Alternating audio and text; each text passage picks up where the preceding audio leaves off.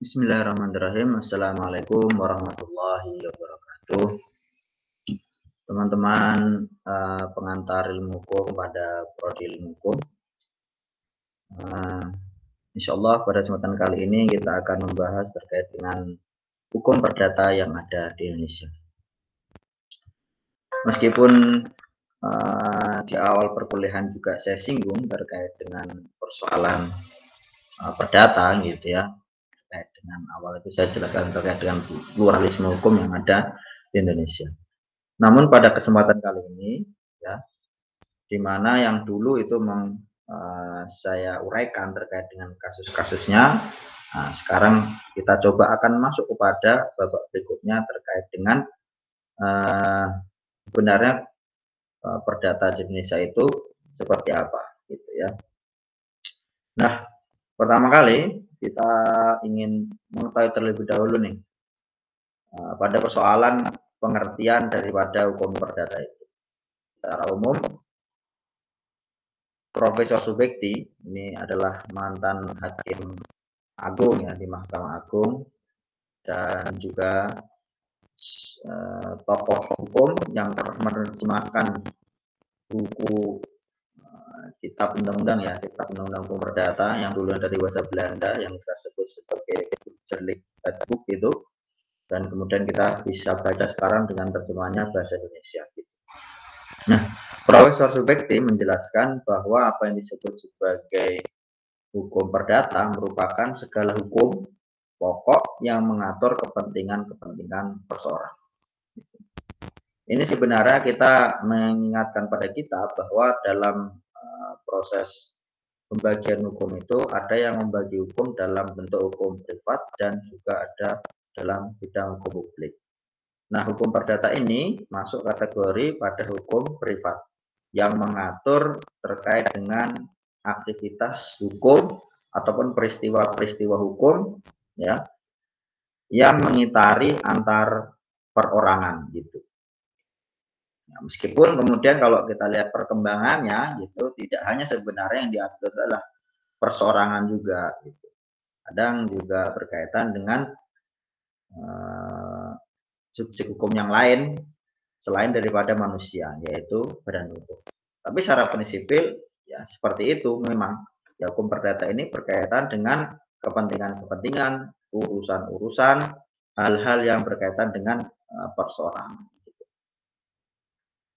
Yang kedua, apa yang kemudian dijelaskan oleh Profesor Sudikno Mertokusumo bahwa dalam hukum perdata itu ada dua hal yang dapat kita ambil intisarinya. Yang pertama yaitu adalah peraturan yang mempelajari hubungan antar orang.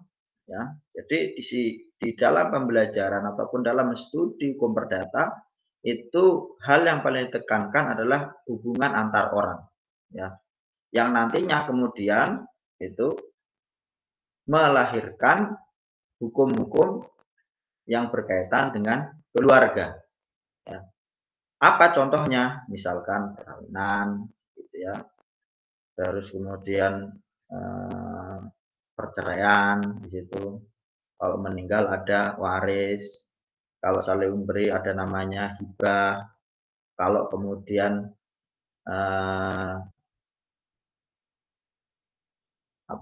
ada punya anak itu ada pengasuhan gitu ya dan lain sebagainya yang itu pada konteksnya berkaitan dengan konteks keluarga. Dan yang kedua yaitu hubungan keluarga dan dalam pergaulan masyarakat ya, gitu. Yang kedua adalah berkaitan dengan pergaulan masyarakat yang nantinya akan melahirkan pada urusan benda dan perikatan. Jadi yang pertama itu adalah hubungan dengan keluarga, dan yang kedua berkaitan dengan hubungan masyarakat itu. Kiranya mungkin ini slide ini agak saya akan betulkan gitu. Seharusnya seperti ini. Harusnya seperti ini. Nah, hubungan antar orang ataupun hubungan keluarga gitu ya, dan dalam pergaulan masyarakat yang nantinya kemudian melahirkan hukum benda dan perikatan. Nah, berkaitan dengan hukum benda, ini kalau kemudian kita ngomong benda, itu kemudian apa yang menjadi urusan daripada pergaulan masyarakat dengan benda, yaitu pada persoalan kepemilikan, ya, ataupun kemudian pemindahan kepemilikan itu sendiri dengan melalui mekanisme-mekanisme yang lain gitu. Dan kemudian dijelaskan dalam hukum perikatan, ya. Nantinya ada perikatan itu ada yang perjanjian itu antar orang dan lain sebagainya, ataupun kemudian tidak diinisiasi dengan perjanjian, tapi kemudian karena undang-undang menghendaki hal tersebut tanpa kemudian dilakukan perjanjian, maka secara otomatis kemudian telah terjadi hubungan antara kedua belah pihak gitu. Misalkan anak dengan ayah gitu ya, anak dengan ayah itu tanpa pada perjanjian dan lain sebagainya, langsung kemudian terbentuk apa yang disebut sebagai hak dan kewajiban gitu ya. Anak-anak ini mendapatkan hak dan kemudian bapaknya mendapatkan kewajibannya gitu. Nah, tapi di sisi lain ada juga yang timbul daripada dan kewajiban. Ya, berkaitan misalkan ada perjanjian sewa menyewa, perjanjian jual beli dan lain sebagainya. Yang secara prinsipil ya, Profesor Sudikno Mertokusuma itu memberikan dua hal yang terpenting. Pertama berkaitan dengan urusan keluarga dan yang kedua adalah urusan hubungan pergaulan di antara masyarakat. Yang nantinya kalau hubungan keluarga ya itu kemudian akan memberikan satu kajian, yaitu adalah kajian dalam hukum keluarga, dan kalau kemudian pergaulan masyarakat akan kemudian melahirkan satu kajian di bidang hukum benda dan juga hukum perikatan gitu. Nah, saya harap teman-teman semuanya gitu nantinya itu juga sudah selesai pada pembacaan terkait dengan subjek hukum. Nah, hukum perdata itu paling tidak dari apa yang kemudian dijelaskan para tokoh tadi, ada tiga hal yang kemudian penting untuk kita telisik gitu. Yang pertama adalah terkait dengan peraturan hukum, ya. Artinya dia adalah serangkaian hukum yang kemudian dimaksudkan untuk mengatur hubungan antar perorangan dan juga yang bagian kedua adalah subjek hukum. Di mana subjek hukum itu kita ketahui terdiri dari person dan reh person, orang dan kemudian juga badan hukum ya. Dan badan hukum juga ini dibagi dua, ada badan hukum privat dan ada badan hukum publik gitu. Nah, saya harap teman-teman sudah mengerti sekali apa yang disebut sebagai subjek hukum ini. Karena kalau kita berbicara pada persoalan perdata, maka kemudian pertama kali kan kita lihat dulu nih aturan-aturannya, misalkan dalam KUH Perdata ataupun dalam kompilasi hukum Islam ataupun kemudian dalam urusan-urusan ekonomi Islam gitu. Nah, itu nantinya yang kemudian menjalankan aturan-aturan hukum ini adalah subjek hukum gitu. Nah, subjek hukum itu kan kemudian melakukan satu perbuatan. Nah, nanti perbuatannya apakah masuk ke dalam kategori peristiwa hukum? Di mana kalau kemudian peristiwa hukum itu disebut sebagai hal yang dapat menggerakkan peraturan hukum. Jadi aturan hukum itu aslinya ya teks-teks mata, tapi karena adanya peristiwa hukum, di mana peristiwa hukum itu hanya dapat dilakukan oleh subjek hukum, maka kemudian peristiwa hukum ini akan menggerakkan peraturan hukum. Yang nantinya dari peraturan hukum dan kemudian subjek hukum, nanti kemudian akan timbul hubungan antara hukum dan orang. Gitu. Ya, misalkan saja ada seseorang ya yang ingin sekali membutuhkan uang, gitu. Bank itu juga kemudian menyediakan ya simpan pinjam gitu ya, kadang nyimpan, kadang juga pinjam gitu, pinjam uang gitu. Maka kemudian dalam peraturan sudah diatur terkait dengan persoalan hutang piutang. Kemudian di situ ditunjukkan bahwa yang boleh melakukan peminjaman uang itu hanya subjek hukumnya. Gitu. Ketika seorang itu kemudian datang ke bank meminjam uang, maka kemudian timbullah apa yang disebut sebagai hubungan hukum dan orang itu sendiri. Gitu ya. Ketika dia minjam dan lain sebagainya, bank akhirnya punya kewajiban dan juga punya hak. Yang pendapatan uang dari bank juga memiliki hak dan kewajiban.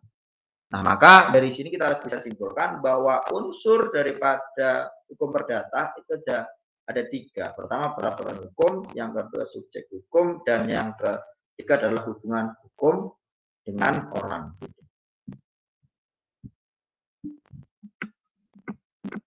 Selanjutnya, teman-teman semuanya, peraturan hukum itu dapat kita maknai sebagaimana tertuang dalam PowerPoint ini adalah serangkaian ketentuan mengenai ketertiban baik yang tertulis maupun yang tidak tertulis yang mempunyai sanksi bagi pelanggarnya. Sedangkan apa yang dimaksud sebagai hubungan hukum adalah hubungan yang diatur oleh hukum yang dapat melahirkan hak dan kewajiban antara yang mengadakan hubungan tersebut. Ya, jadi sudah jelas sekali bahwa aturan hukum, kemudian hubungan hukum ini ada kaitan yang sangat erat sekali gitu, bahwa aturan hukum ini kemudian ya menghendaki ada ketertiban yang baik ya, itu, dan kemudian juga menyediakan sanksi bagi pelanggarnya. Sedangkan hubungan hukum itu diatur oleh hukum, di mana hubungan itu lahir ya tidak semata-mata atas kehendak orang tersebut, tapi juga dikehendaki oleh hukum gitu. Karena kita bisa katakan juga ya, ada orang-orang yang menghendaki hubungan itu terjadi, tapi hubungan itu oleh hukum kemudian tidak diperkenankan gitu. Misalkan apa? Jual beli narkoba gitu. Apakah kemudian hubungan antara kedua orang itu bisa kemudian hubungan itu apa kemudian diinginkan kedua belah pihak? Iya.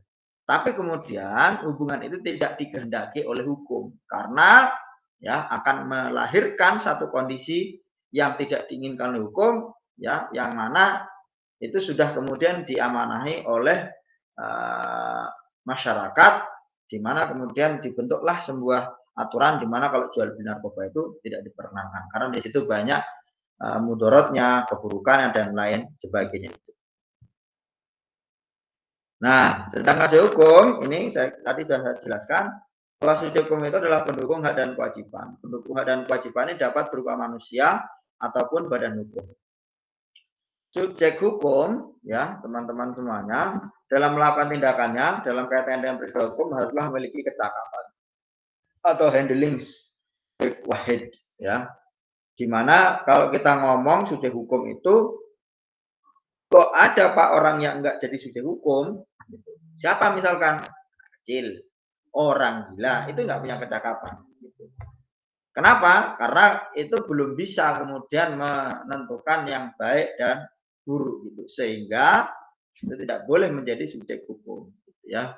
Nah, kemudian dalam urusan subjek hukum, seseorang itu harus memiliki apa yang disebut sebagai kecakapan atau handling background. Gitu. Selanjutnya teman-teman semuanya dalam urusan hukum perdata ini sebagaimana telah saya jelaskan pada pertemuan selanjutnya berkaitan dengan pluralisme hukum bahwa keberadaan pluralisme hukum yang ada di Indonesia ini ya sangat kental sekali ketika penjajahan itu dilakukan gitu. Tetapi di sisi lain sebenarnya di luar daripada itu ya bahwa hukum yang ada di Indonesia itu memang mencirikan dan mencerminkan masyarakat Indonesia sendiri, di mana masyarakat Indonesia itu sendiri sangat bermacam-macam gitu ya atau plural sekali gitu ya. Mereka yang kemudian taat terhadap hukum-hukum adat mereka dapat dibenarkan. Mereka yang kemudian taat kepada aturan-aturan agama mereka juga dapat dibenarkan dan lain sebagainya itu. Sehingga ini tidak bisa kemudian langsung semerta-merta kemudian diberikan satu kodifikasi ataupun satu kompilasi dan lain sebagainya. Justru kemudian ya sudah negara memberikan fasilitas terhadap pluralisme itu sendiri gitu ya. Ya meskipun kemudian kalau kita coba telaah berkaitan dengan penjajahan, oke gitu. Tapi di sisi lain sebenarnya sebelum kemudian Belanda datang, urusan hukum-hukum adat dan kemudian juga hukum agama itu sudah berjalan gitu. Bahkan apa yang disebut sebagai pengadilan agama itu ketika kerajaan-kerajaan itu Indonesia masih bertumbuh pada kekuasaan yang sistemnya adalah kerajaan itu ternyata proses peradilan agama juga telah dilaksanakan gitu. Sehingga tidak lain dan tidak bukan pluralisme hukum Indonesia itu memang telah mengakar dalam jati diri masyarakat Indonesia. Gitu. Berikutnya teman-teman semuanya, kalau kemudian kita lihat gitu, nah ini hanya sebagai sebuah bentuk penekanan semata tadi bahwa proses kolonialisme itu kemudian memaksakan adanya asas konkordansi. Nah, asas konkordansi ini akhirnya kemudian mempertegas gitu bahwa keberadaan hukum Barat, nah, kemudian hukum Islam, dan yang terakhir adalah hukum adat.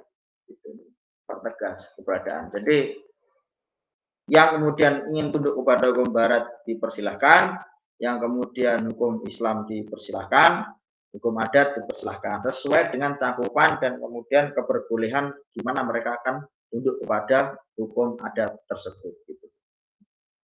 Nah, seiring dengan perkembangan waktu, gitu ya, ketika kemudian Indonesia merdeka, keberadaan hukum perdata ini kemudian tidak semerta-merta langsung kemudian dihapuskan karena di situ ada lubang ataupun kemudian vakum of law gitu, ada kekosongan hukum yang tidak mungkin langsung kemudian kita ganti.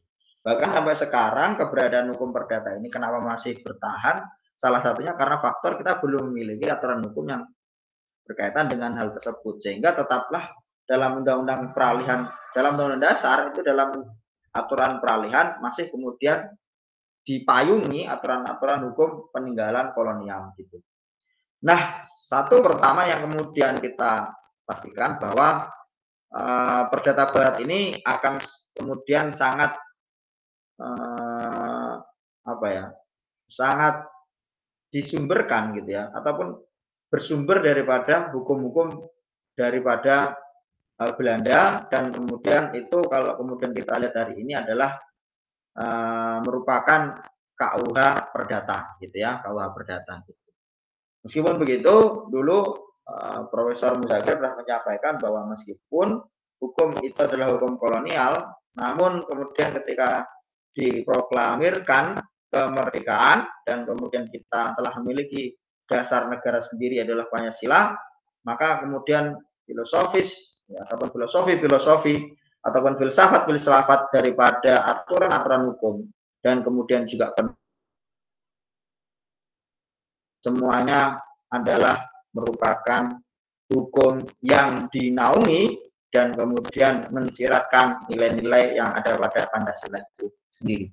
Sehingga pada aturan-aturan yang kemudian dianggap bertentangan dengan Pancasila dan juga Undang-Undang Dasar itu dimungkinkan untuk dilakukan pengujian ataupun kemudian disimpangi.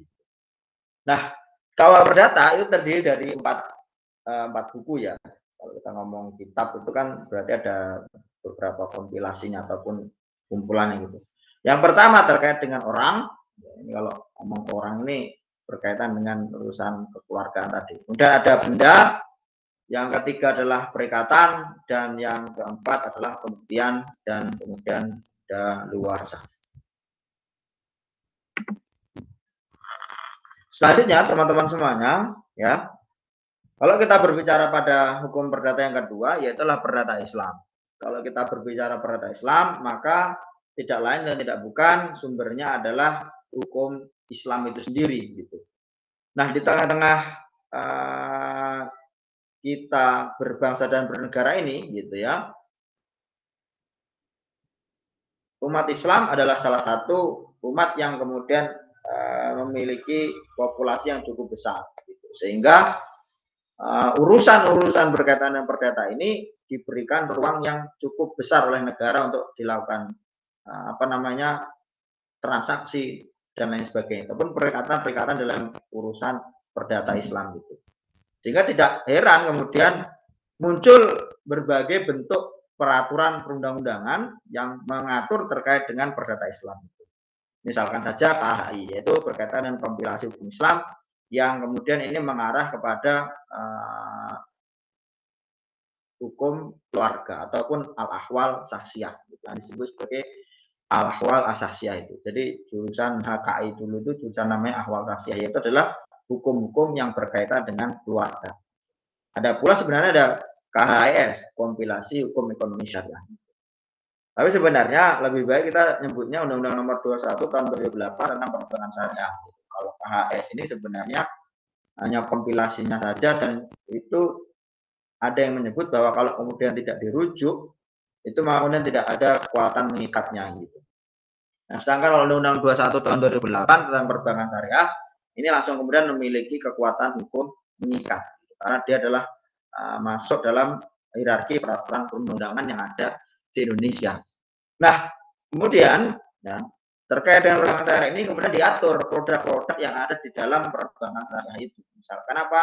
Mudharabah, murabahah, dan lain sebagainya, yang pada prinsipnya itu semuanya tunduk kepada hukum-hukum Islam ataupun hukum muamalat ya, muamalat yang ada pada Islam. Yang kedua, ada undang-undang terkait dengan pengelolaan zakat. Selanjutnya ada juga tentang wakaf dan juga tentang peradilan agama. Di mana peradilan agama itu teman-teman semuanya kalau kemudian kita lihat memiliki beberapa kewenangan. Nah, yang kewenangan itu hampir semuanya berkaitan dengan keluarga dan kemudian terakhir adalah ekonomi syariah. Misalkan saja apa, yaitu pada persoalan perkawinan, gitu ya. Ini berkaitan dengan cerai, talak dan lain sebagainya. Itu waris. Kalau kemudian para ahli waris itu bersengketa, gitu. Ada pula wasiat, hibah, wakaf, zakat, infak, sedekah, dan terakhir adalah ekonomi syariah. Jadi berkaitan dengan perdata Islam yang ada di Indonesia, kalau kemudian kita lihat peraturan undang-undangan yang memayungi keberbolehannya, dan bahkan kemudian ada satu lembaga di Mahkamah Agung yang khusus menangani berkaitan dengan sengketa-sengketa perdata Islam, ini menunjukkan bahwa perdata Islam itu juga berlaku di Indonesia. Nah, pun juga KUH Perdata, kalau kemudian terjadi sengketa, nanti kemudian larinya ke pengadilan negeri. Nah, artinya itu baik secara peraturan, baik secara praktek, bahkan juga produk-produknya gitu ya, itu juga kemudian berlaku di Indonesia. Itu ya teman-teman semuanya. Nah, sedangkan kemudian kalau kita berbicara pada hukum perdata yang terakhir, yaitu berkaitan dengan perdata adat, ini merupakan satu istilah yang sebenarnya kalau kita ngomong adat itu kan bahasa Arab, adat itu bahasa Arab. Nah, adat itu kemudian dimaksudkan untuk menjelaskan bahwa adat merupakan kebiasaan yang dilakukan secara berkelanjutan dengan cara tertentu dalam waktu yang lama. Jadi hampir menuju kayak seperti kebiasaan gitu. Tapi kebiasaan ini dikatakan kalau kebiasaan aja belum tentu menjadi adat gitu. Tapi kalau adat itu kemudian dipelihara oleh masyarakat itu sendiri, bahkan memiliki konsekuensi kalau kemudian dilanggar. Sedangkan kalau kemudian hukum adat adalah aturan yang tidak tertulis dan merupakan panduan untuk kelompok masyarakat tertentu dan dipertahankan dalam pergaulan hidup sehari-hari. Ya, jadi seperti itu. Jadi ini hukum adat nanti berkaitan dengan masyarakat hukum adat itu sendiri. Selanjutnya, kalau kemudian kita berbicara pada aspek hukum perdata adat gitu, maka ada hal yang kemudian diatur dalam hal tersebut.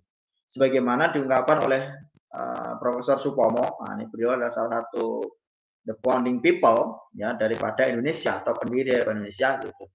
Saya kira kalau teman-teman baca buku-buku kemerdekaan itu pasti ada nama beliau ini, Profesor Supomo ini.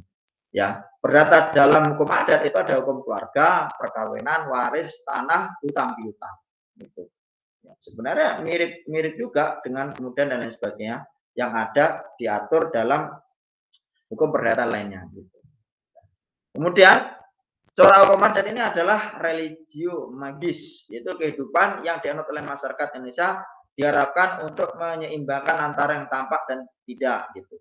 Manusia hanyalah bagian kecil dari alam semesta. Jadi kalau kita ngomong adat, ya kita pasti akan mengetahui bahwa adat masyarakat itu akan sangat erat kaitannya dengan persoalan religius magis ataupun kemudian halal sifatnya itu behind the scene gitu ya, belakang daripada layar apa yang tampak.